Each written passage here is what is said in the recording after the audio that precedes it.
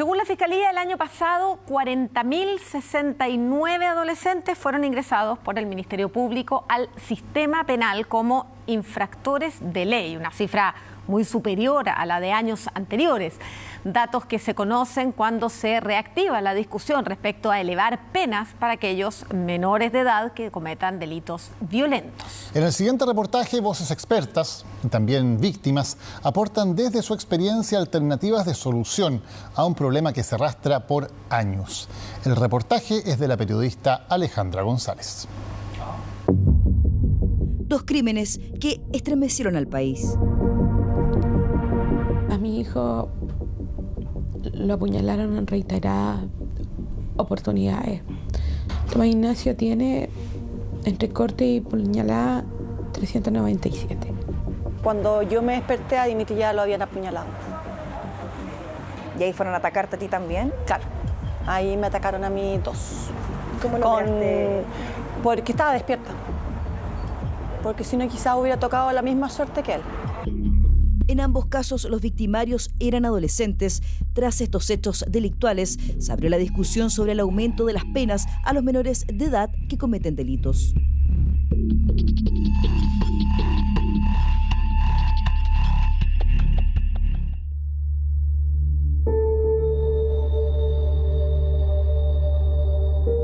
Hace 6 años que Beatriz viene al cementerio de San Vicente de Tahuatahua en la región de O'Higgins a dejarle flores a su hijo Tomás. Fue asesinado. El Tomás fue víctima de 2 delincuentes que lo mataron a sangre fría en San Vicente. ¿Cómo murió Tomás? Lo apuñalaron. Tal vez en casa recuerden este caso. La crueldad, ensañamiento y desparpajo detrás del brutal homicidio no pasaron inadvertidos y tampoco los autores. Uno de ellos, una adolescente. Una compañera scout y el pololo de ella. ¿Y qué edad tenían ellos? Ella tenía 14 años y él tenía 23. Nunca supo amarte como yo lo sé.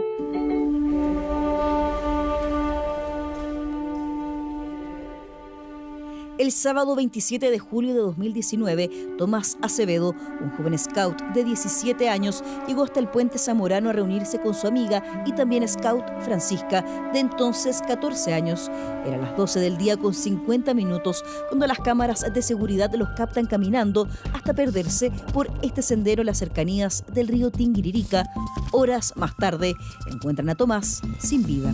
No se pudo establecer que presentaba diversas heridas cortante y cortopunzante, atribuible a la acción homicida, que la víctima habría llegado a este lugar, de acuerdo al empadronamiento, sola por en este caso, y que en el lugar habría sido, en este caso, agredida y posteriormente causándole la muerte. Yo llego al puente y lo primero que todos me pedían es que no bajara. Es que no bajara, que no lo viera, que recordara al Tomás como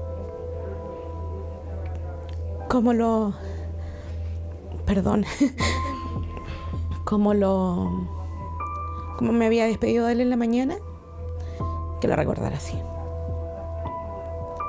Ay, perdón. La cabeza, cuello, tórax, abdomen y extremidades de Tomás resultaron con serias lesiones mortales. En total fueron 397 heridas entre cortes y puñaladas. Detrás del crimen están Francisca, de 14 años, y su pololo Ulises, de 23 años.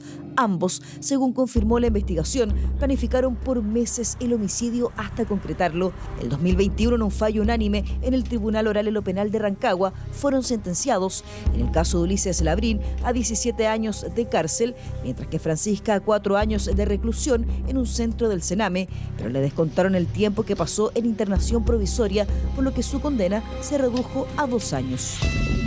Francisca sacó de esto que en 2 años ella terminó cuarto medio, que salió de un colegio vulnerable, donde ella pudo tener todas las becas que necesita para estar estudiando su ingeniería comercial, gratis, con mi impuesto y con los tuyos.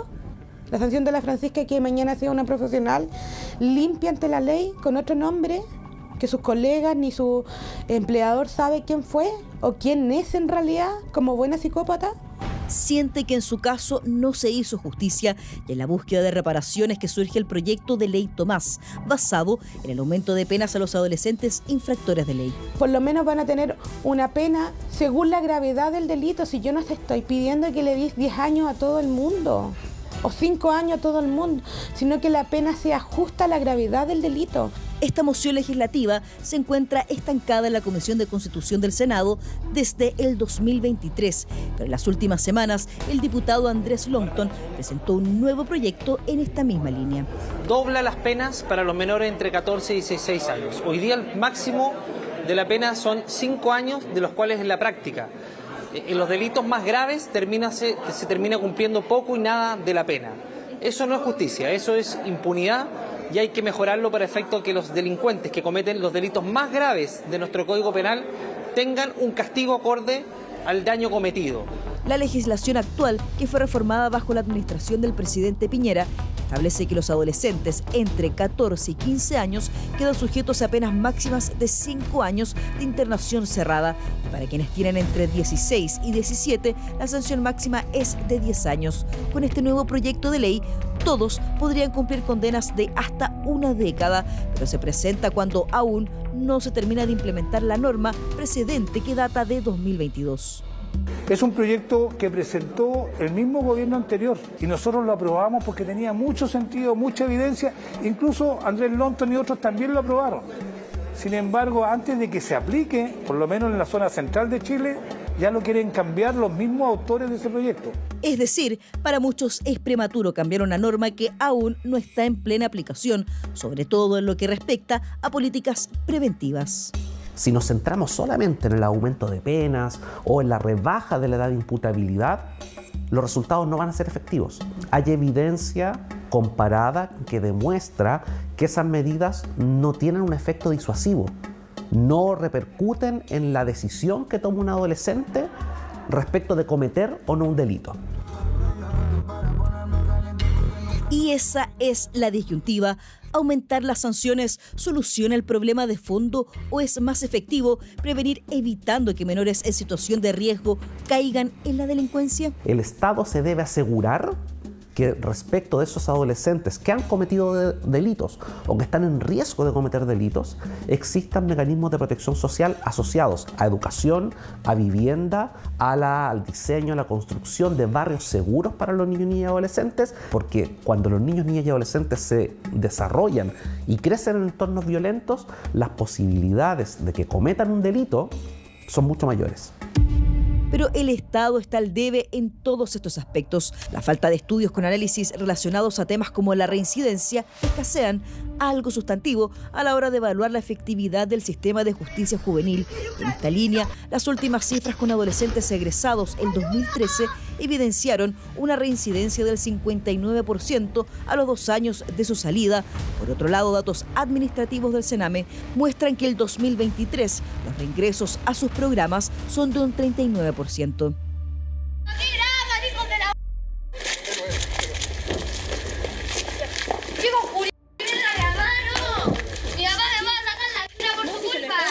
Año 2016, en Arica ocurrió una fuga masiva desde un centro del Sename. ¿Qué es lo que pasa? Cuéntanos. Me tiene aburrida esta...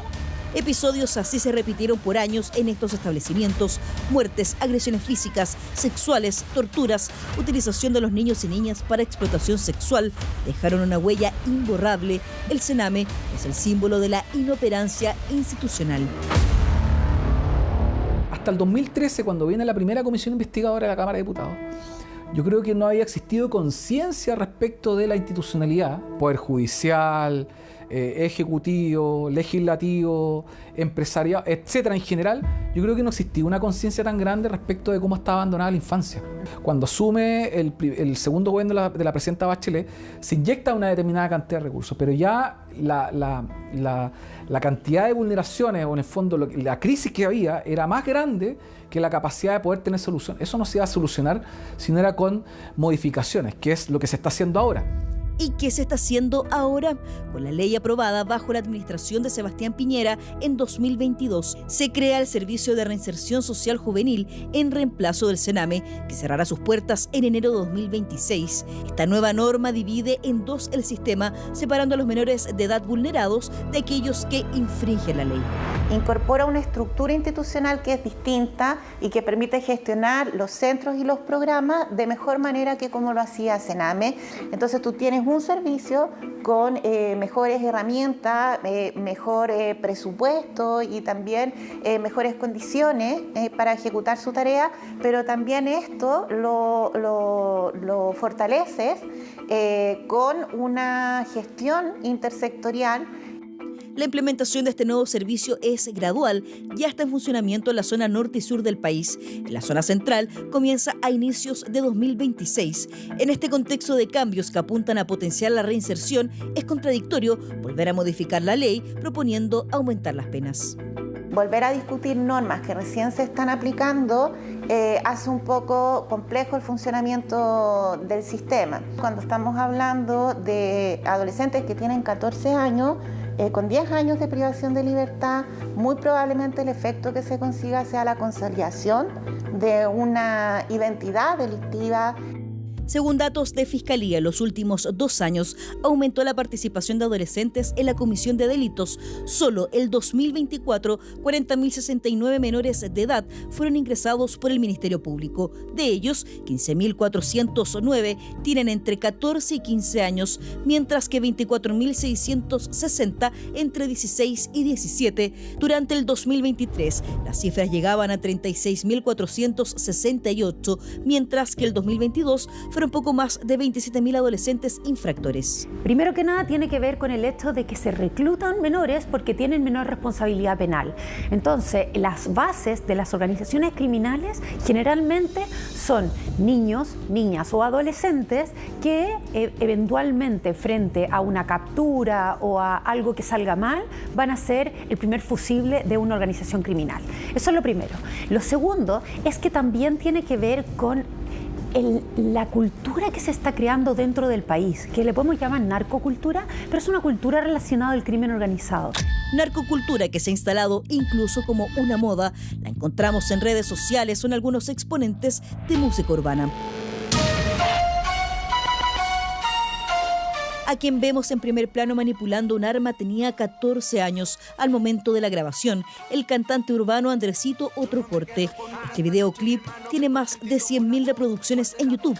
Atrás, rodeando al grupo de artistas, podemos ver a menores de edad también con armas. No hay certeza si son o no reales, pero es el acto, el mensaje que buscan instalar está relacionado directamente con legitimar la violencia. Reducir la edad, que es una de las cosas que se ha propuesto, o aumentar la gravedad de las penas, no va a ser efectivo, primero cuando tienes un sistema penitenciario que no está funcionando y no está cumpliendo para lo que fue hecho. Las funciones hoy día en Chile no está cumpliendo. Entonces, meter a cualquier persona más tiempo o más joven a este sistema penal, lo único que puedes hacer es agravar sus factores de riesgo. Esta fotografía fue compartida en redes sociales poco antes de cometer un mortal asalto. Detrás de las caras difuminadas, un grupo delictual integrado en parte por menores de edad. La familia de la víctima exige justicia. Hay 4 imputados que fueron formalizados por el delito de robo con homicidio. Estoy velando a mi marido y tengo que salir a hablar porque necesitamos justicia. Hace poco más de 4 meses, un grupo de 5 personas, 3 de ellos menores de edad, entraron a robar armados hasta la casa de la familia de Fernanda en Chicureo. Su esposo Dimitri murió en el atraco, producto de 3 puñaladas por la espalda. Había sido el cumpleaños de mi hijo menor y estábamos durmiendo. En el informe igual sale que, bueno, a Dimitri lo apuñalaron por la espalda y luego tiene una puñalada que fue como la más grave y bueno, y golpes y cosas así. Pero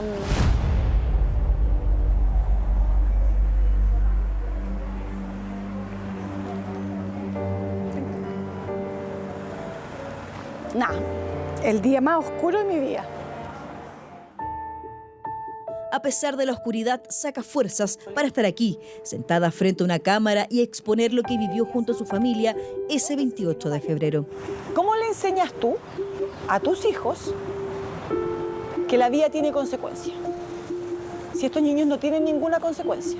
Porque independiente de la cantidad de años que ellos tengan, a mí, yo nunca y ninguna víctima va a tener justicia. A las pocas horas del robo con homicidio se logró la detención de los delincuentes, 3 de ellos adolescentes entre 15 y 16 años. Un niño, porque son niños, sí, efectivamente son niños. Un niño de 15 años mata y va a tener una pena de 5 años y que en la realidad no van a ser 5 años, en la realidad con suerte van a ser 3. ¿Cómo reinsertas a ese niño? Esto no es planeado por ellos. Aquí yo creo que el grave error es pensar que ellos cometen estos errores, estos casos. Acá hay gente adulta. El debate sobre el aumento de penas se da en un contexto electoral con una alta sensación de inseguridad y un clima de violencia social que va en aumento. Cuando un sistema penal juvenil no reinserta, es muy probable, atendida la realidad y los datos con los que contamos, que ese adolescente que probablemente entró por un delito contra la propiedad, si no se le reinserta adecuadamente y en cumplimiento de los estándares legales e internacionales, ese adolescente es muy probable que reingrese al sistema penal habiendo cometido un delito más violento. Las voces expertas son claras en esta materia y aumentar las penas no garantiza la disminución de participación de menores de edad en delitos. La clave está en buscar un mecanismo que no comprometa la vida de inocentes y que tampoco arrastre a adolescentes a la vida delictual. Pero el sistema no funciona. Entonces estamos defendiendo algo, porque efectivamente yo entiendo a la gente que diga, bueno, pero que son niños, pero de partida no están haciendo cosas de niños. Y en este momento, o sea, yo creo que no hay persona que no tenga miedo de la sociedad en que nos estamos convirtiendo. Ya, queremos una pena justa según la gravedad del delito, pero también ayúdalo, también enséñale un oficio, enséñale valores, enséñale cosas que no nos corresponden a nosotros como sociedad. Yo estoy clara. Discusión que no es nueva. Con delitos de alta connotación pública surgen propuestas como estas que apuntan al aumento de sanciones, pero ¿es la solución?